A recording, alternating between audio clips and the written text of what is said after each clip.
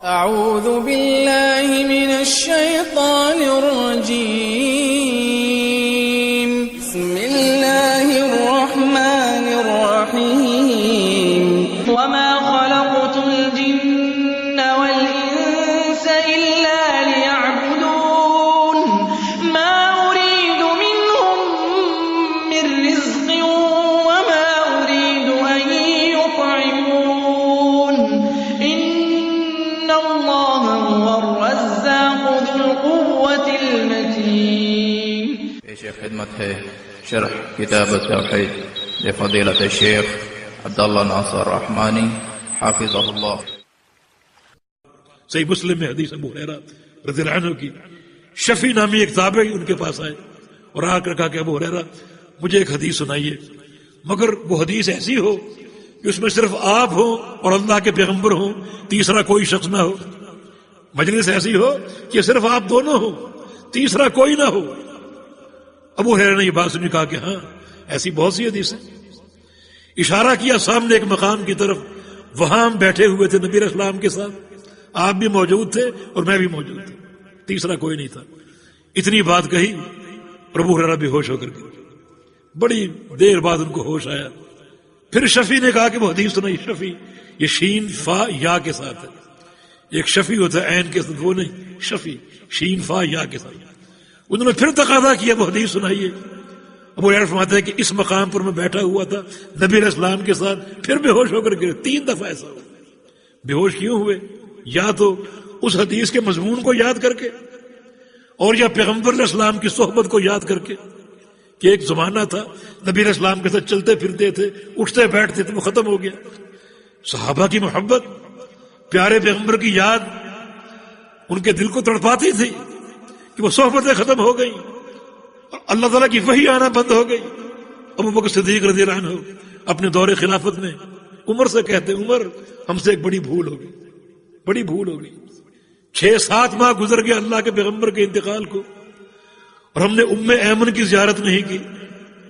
ایمن نبی علیہ السلام کی دائی، نبی علیہ السلام کی مرضع، نبی علیہ السلام کو دودھ پلانے والی، اس کی ہم نے زیارت نہیں کی، حالانکہ نبی علیہ السلام گاہے بگاہے جاتے تھے ایمن کے پاس، اور کبھی ایمن بھی آپ کے پاس آتی تو اللہ کے پیغمبر اپنی چادر اتار کے اس کے لیے بچھا دیتے۔ اتنا اس کا احترام، ہم اس کو بھول ہی گئے، فراموش ہی کر بیٹھے۔ عمر نے کہا فوراً چلو۔ اب یہ دونوں ساتھی ایمن کے گھر چلے گئے۔ ایمن دونوں کو دیکھ کر رو پڑی، زارو قطار رو رہی ہے۔ ابو بکر تسلیاں دے رہے ہیں کہ نبی علیہ السلام کی جدائی پر یقین ہم سب پریشان ہیں، لیکن یہ سوچو کہ اللہ کے پیغمبر اللہ تعالیٰ کے پاس ہیں، اللہ کی ضیافت میں اور اس کی مہمان نوازیوں میں، بڑے بہترین حال میں۔ ہم کہتے ہیں کہ ابھی تک وہ دنیا کی زندگی جی رہے ہیں۔ اللہ اکبر، کتنا بڑا ظلم ہے کہ اب تک وہ دنیا کی حیات قبر میں لیے بیٹھے، حالانکہ دنیا کی زندگی برزخی زندگی کے مقابلے میں بالکل ناقص، کوئی قدر و قیمت نہیں اس کی۔ ناقص ترین زندگی دنیا کی زندگی، جس میں دکھ درد، بیماریاں، پریشانیاں اور کیا کچھ نہیں۔ ہاں برزخی زندگی اگر اللہ کی رضا کے ساتھ ہو تو اس کا مقابلہ ہو سکتا ہے؟ جنت کی نعمتیں، اللہ کی رحمتیں ہیں۔ نادى منادي من السماء ان قد صدق عبدي فافرشوا له من الجنة والبسوه من الجنة وافتحوا له بابا من الجنة۔ یہ بندہ بڑا نیک ہے، اس کے نیچے جنت کا بستر بچھا دو، اسے جنت کا لباس پہنا دو، اس کی قبر میں جنت کا دروازہ کھول دو۔ کتنی کامیاب زندگی۔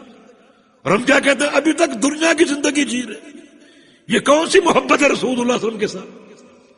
تو ابو بکر صدیق فوراً ایمن رونے کی ضرورت نہیں ہے، اللہ کے پیارے پیغمبر اللہ تعالیٰ کے پاس کتنے اچھے حال میں ہیں، کتنی نعمتوں کے اندر ہیں۔ ایمن نے کہا یہ بات میں جانتی ہوں، مگر میرے رونے کا سبب کچھ اور ہے، اور وہ یہ ولیکن اب کی علی الوحی الذی انقطع، جب تک اللہ کے پیغمبر موجود تھے آسمان سے وحی آتی تھی، رب تعالیٰ کے جو ہیں وہ فرامین آتے تھے، پیغام آتے تھے، اللہ کے پیغمبر کی جانب سے وہ سلسلہ بند ہو گیا، وہ سلسلہ ختم ہو گیا۔ تو ابو ہریرہ رو رہے ہیں، بلکہ غش کھا کر گر گئے، یا تو اس لیے کہ نبی علیہ السلام کی یاد آ گئی، یا پھر حدیث کے مضمون کو سوچ کر۔ مضمون حدیث کیا ہے؟ اول من یسجر علیہم نار جہنم، ان لوگوں کا ذکر ہے جن پر سب سے پہلے جہنم کی آگ کو بھڑکایا جائے. حالانکہ بڑے بڑے پاپی موجود ہیں، لیکن سب سے پہلے جہنم کی آگ کس پر گرم کی جائے گی، کس پر بھڑکائی جائے گی؟ فرمایا کہ وہ 3 طرح کے لوگ ہیں اللہ کے سامنے قیامت کے دن باری باری پیش ہو رہے ہیں. اللہ پہلے بندے سے پوچھے گا ہاں بھائی کیا عمل لائے ہو؟ وہ جواب دے گا تعلمت القرآن وعلمتہ، یا اللہ قرآن سیکھا اور سکھایا. پوری زندگی ایک دینی ماحول رہا، علم پڑھا، پھر اس کو پڑھایا، میں دین کا داعی بن گیا، یہ میرا عمل ہے. عمل بہت بڑا ہے، مگر اللہ پاک فرمائے گا یہ ٹھیک ہے تم نے پڑھا پڑھایا، لیکن کیوں؟ لیقال قارئ، تاکہ تم کو علامہ اور قاری کہا جائے اور فضیلت الشیخ کہا جائے. یہ تمہاری چاہت تھی، یہ چاہت تھی. وقد قیل، سب کچھ کہا گیا، تمہاری بڑی تعریفیں ہوئی اور لوگوں نے بہت تمہیں جو ہے وہ تعریفوں کے ڈوگرے تم پر برسائے. لیکن اب اسحبوا بہ الی النار، فرشتوں اس کو پکڑ لو، پاؤں سے پکڑ لو اور چہرے کے بل گھسیٹتے ہوئے جہنم میں پھینک دو. دوسرا پیش ہو رہا ہے تم کیا لائے ہو؟ انفقت فی سبیلک، تیری راہ میں مال خرچ کیا، بڑا میں سخی تھا. اللہ فرمائے گا تم نے مال خرچ کیا، لیکن کیوں؟ لیقال جواد، تاکہ تم کو سخی کہا جائے، تمہاری سخاوت کے چرچے ہوں. وقد قیل، سب کچھ ہوا، لوگوں نے بڑی تعریفیں کی، تم بڑا سخی کہا. اسحبوا بہ الی النار، اسے بھی پکڑ لو اور چہرے کے بل گھسیٹتے ہوئے جہنم میں ڈال دو. تیسرا، تم نے کیا عمل کیا؟ قاتلت فی سبیلک حتی قتلت، تیری راہ میں جہاد کرتا رہا حتیٰ کہ شہید ہو گیا، زخموں سے چور ہو گیا، پورا خون بہا دیا. اللہ پاک فرمائے گا کہ ٹھیک ہے تم نے واقعی جہاد کی، لیکن کیوں؟ لیقال شجاع، تاکہ تم کو بہادر کہا جائے. وقد قیل، سب کچھ کہا جا چکا. اسحبوا بہ الی النار، اسے بھی پکڑ لو اور چہرے کے بل گھسیٹتے ہوئے جہنم میں ڈال دو. یہ ریاکاری، دکھاوے کا مرض انتہائی قبیح ترین مرض ہے.